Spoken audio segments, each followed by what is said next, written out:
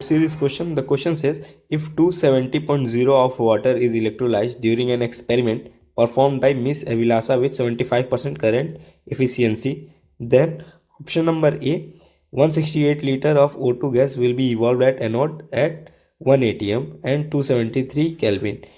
Option B, total 504 liter gas will be produced at 1 atm and 273 Kelvin. Option number C, 336 liter of H2 gas will be evolved at anode at 1 atm at 273 Kelvin. And option number D, 45 Faraday electricity will be consumed. So हमें यहाँ पे basically electrolysis of water करवाना है और उसमें हमें current की जो एफिशिएंसी दी गई है वो 75% दी गई है और हमें इन चारों ऑप्शन में से चेक करना है कि कौन सा ऑप्शन इसके लिए रिलायबल है. तो चलिए इस क्वेश्चन को सॉल्व कर.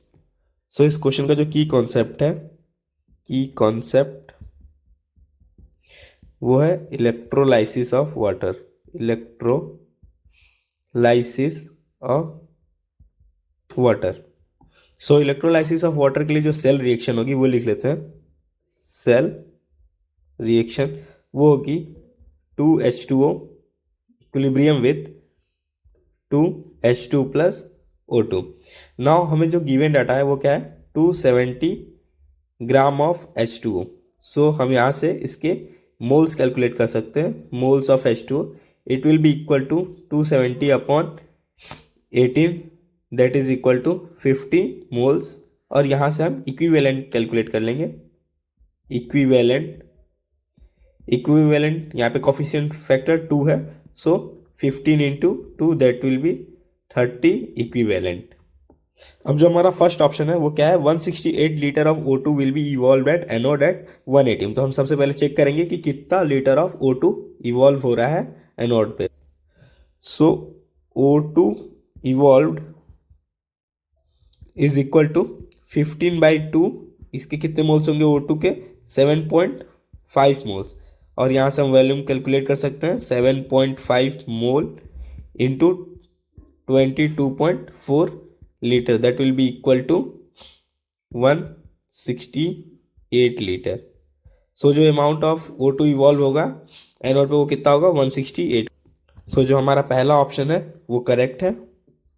नाउ सेकेंड ऑप्शन क्या है, total 504 litre gases will be produced at 1 atm and 273 Kelvin. So total कितने लीटर ऑफ गैस इवॉल्व हो रही है वो चेक करेंगे. So B, total mole of gas कितने हैं, टोटल मोल ऑफ गैस जो है वो है 3/2 into 15 that is 45/2 moles.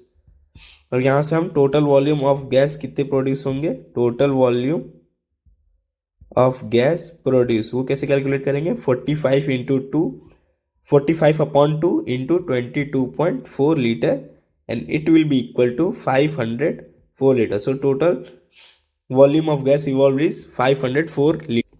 So जो हमारा सेकेंड ऑप्शन है वो भी करेक्ट है. नाउ हम थर्ड ऑप्शन चेक करेंगे. So 336 litre of H2 will be evolve at anode at 1 atm 273 Kelvin. So ये ऑप्शन रॉन्ग है क्योंकि जो H2 इवॉल्व होगा वो एनोड पे नहीं होगा, वो कहाँ होगा, कैथोड पे होगा. सो ये ऑप्शन रॉन्ग है. ना ऑप्शन नंबर डी क्या है, 45 Faraday electricity will be consumed. हमें यहाँ पे इलेक्ट्रिसिटी का परसेंटेज कितना दिया है, 75% दिया है. And we know that for electrolysis of